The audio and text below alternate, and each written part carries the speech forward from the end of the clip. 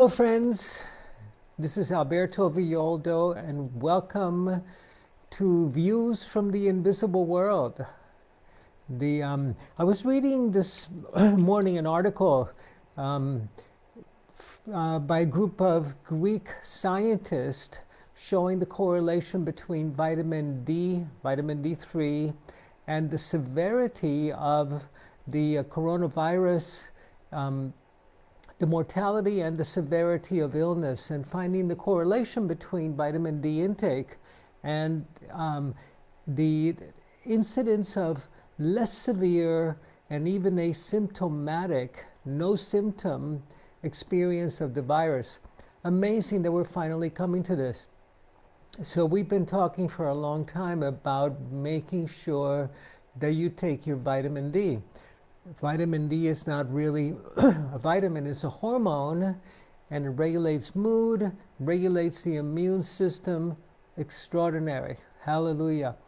But I remember a time when we used to think of salmon as this beautiful wild fish, and today we talk about omega-3.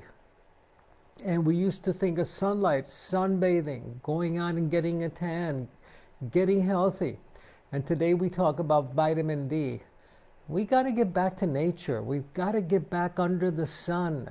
And remember, when you're having a piece of fish, a piece of salmon, that you're not getting your DHA or your omega-3, which you're also getting, by the way, especially if it's wild caught, but you're taking on the spirit of a great being that's illuminating you and nurturing you and feeding you and connecting you to the source of that river where it was first spawned, connecting you to the wild water. Of course, if you are eating a farm-raised piece of fish, which unfortunately, most fish today is farm-raised and deficient in omega-3s, you're not getting the experience of a wild salmon swimming past the grizzly bears upstream with courage and determination to go back to its source.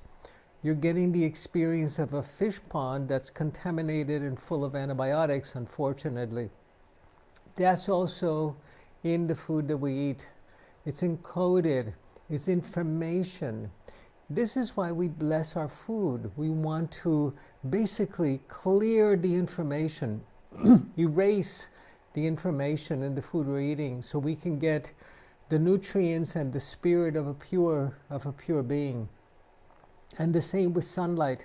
Interesting, in the sanatoriums in the Americas in the 1920s, they would take people out to the sun, but America was very progressive, the United States, so people would be behind glass. In Europe, they would take people outside into the sunlight, and the Europeans got better in the sanatoriums. The Americans did not. It was the sun, not vitamin D, but light, the sun. And this is what the ancients worshipped, the light. They worshipped the source of light. And they understood that it was the light that you carried within you and the quality of the light that maintained your health and preserved your health. And in today's world, where we are working indoors, where we go outside to get from the office to where our car is parked, that is, if you're still parking outside, if you're not in covered parking, we're not getting any sunlight. And then when we do go out into the sun, we're all lathered up with sunscreen. Amazing.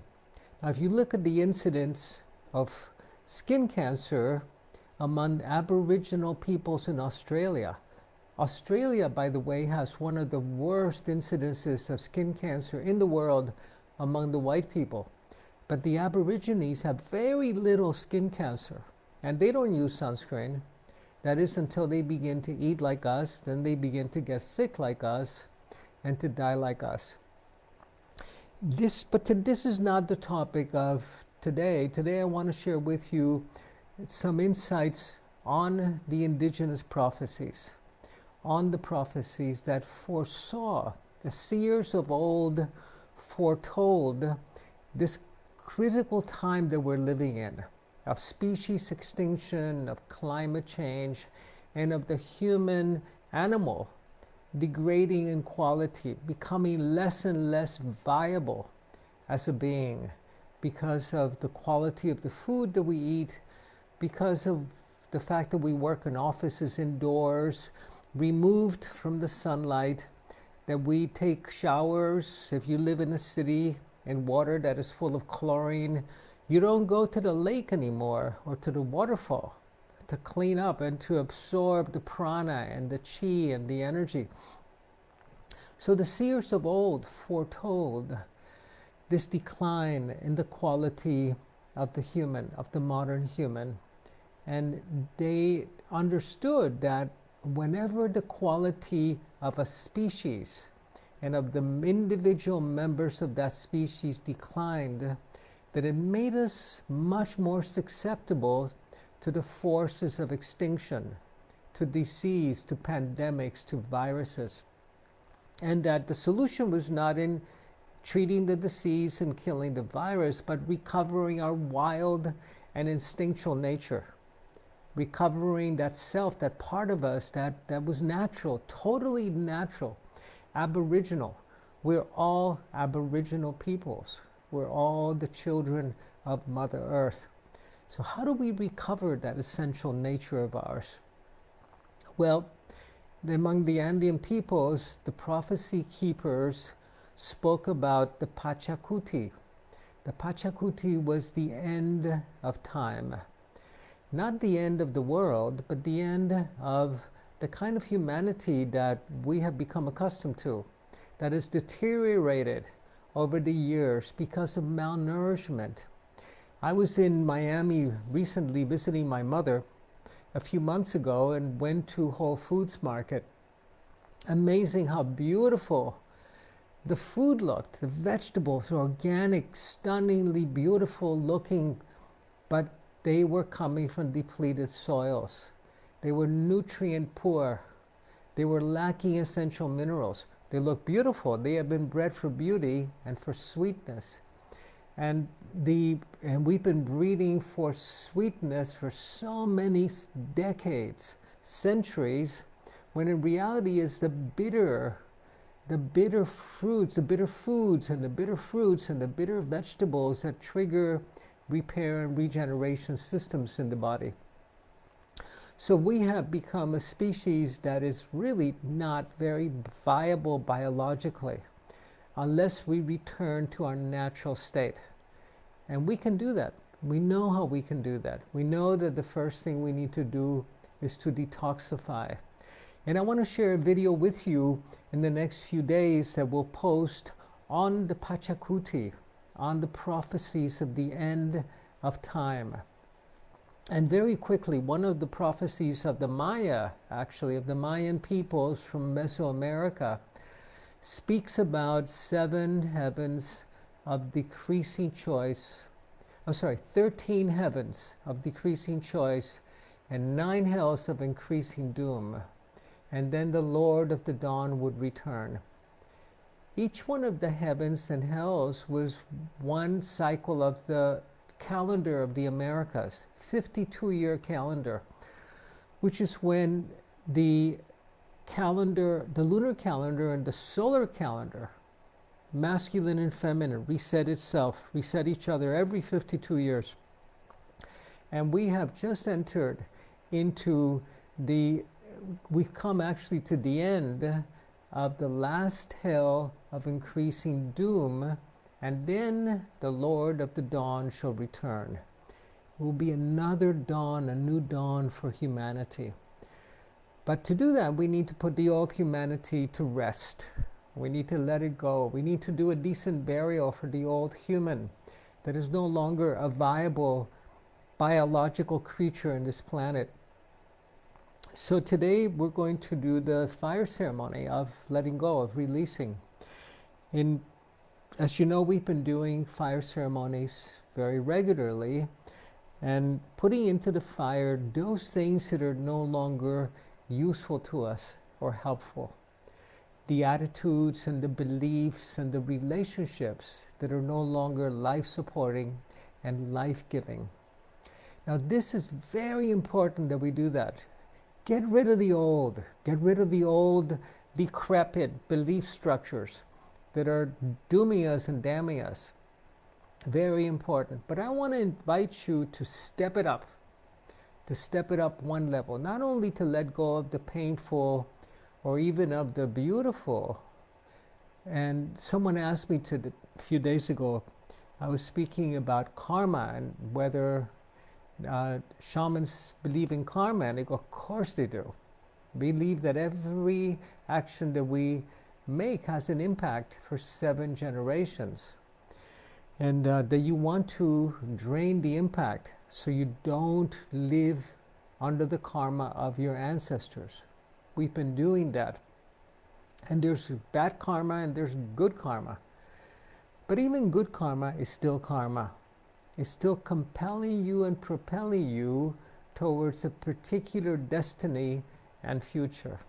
So I want to invite you today to not just let go of that which doesn't work, but to let go of the model of the human that we have known until today.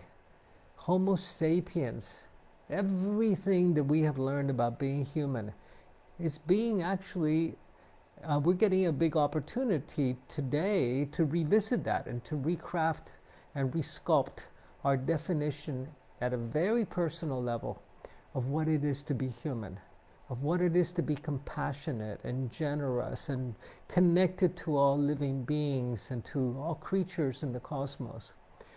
So I want to invite us to put into the fire today all of those models of being human that are no longer valid for us any longer, that are keeping us trapped and bound to economics and to medical systems and to scarcity and to hunger. 1 out of every 5 children in America, in the United States, the wealthiest country in the world, 1 out of every 5 children goes to sleep hungry every night. Tremendous inequality that we have in the world. Let's put it all in the fire. And we do that by releasing that which we consider our humanity in its crudest form, so that we can discover the new human. The new human, that the prophecies of the return of the Lord of the Dawn, it's not a Christ-like figure that's coming back. This is not a savior. This is not a great Inca that's coming back. This is you and I. This is you and I who will become the ones that we've been waiting for. And to do that, we have to put the old human, homo sapiens, man, this notion of man, into the fire, so we can become truly that luminous, the luminous ones that we've been waiting for. And create, of course, the kind of sustainable relationships with each other, with our bodies, with the feminine, with the earth, with the cosmos, and become stewards of planet Earth, of Pachamama.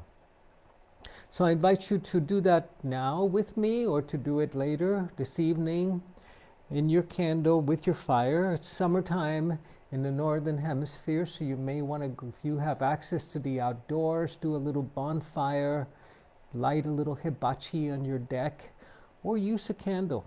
Remember that the human brain, our ancient Neanderthal brain, only changes through ceremony, and that we've sat around the fire for 1,000,000 years.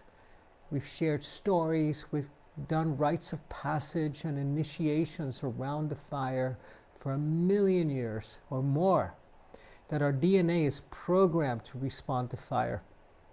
When we turn on the fire, we begin to produce melatonin, because the orange and yellow colors stimulate the production of melatonin so that we can rest and sleep. When you look in the morning sunlight at the blue sky, melatonin is shut down. We're programmed to respond to fire. And the old brain only changes through ceremony. It needs ceremony to change. And remember, you cannot change your mind unless you change your brain. So I invite you to put into the fire all of the notions that you learned about what it was to be human, that you learned from mom and dad and daycare and religion and politics, of what it was like to be a modern human walking on the earth today, on your way to the office, to get a job, to be productive, and to become part of the machinery that humanity has become part of it. Let's release all of that to the fire today so that we can become that empty vessel for the new human. Not just working on fixing what could use improvement, but let's put it all into the fire. And I remember a friend of mine saying to me, why should I fix it if it isn't broken? And I'd say, it's all broken today. All of it is broken. And we're done with the patching. So I want to invite you into the ceremony. I do it nightly, because nightly, and then in my dreams, the regeneration and the glimpse of that new human is revealed itself. So again, blowing in your offering and then placing it in the fire. Remember that the phoenix has to be consumed fully to rise from the ashes. And we prefer to do it symbolically, as we do right now, through an act of power, of ceremony, than to have it happen literally.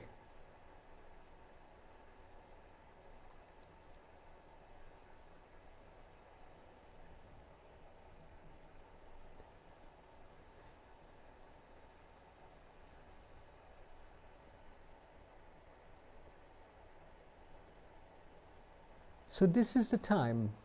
This is the time for the great renewal, for the Pachacuti, for the end of time as we have known it, and for the birth of a new time. Between now and the solstice and the equinox, and that's coming in a few weeks, I want to invite you to prepare for that time of renewal, of the embodiment of that light that is your nature and that is our nature. So take it to your fire. There's a saying among the shamans, when you're dealing with something that's too big for you to be able to deal with, take it to the fire. Let the fire transform it, transmute it. Let the fire release the light that has been bound in pain and in solid, stuck issues and themes in your life. The light will set it free. Take it to the fire so that we can become that one that we've been waiting for. Thank you so much for joining me today. I look forward to seeing you next Friday at the Shaman's View, and look out for the next few days for the small piece that I prepared on the Pachacuti, on the convergence of these forces that are inviting us to create a new human, but there's no guarantee. There's no guarantee. It's not written in stone. We have to be the solution. And then we can take that leap. And if we fail, of course, that's just the way it goes. But we will not. We will succeed. And let's embrace that. Let's summon it to us. Thank you.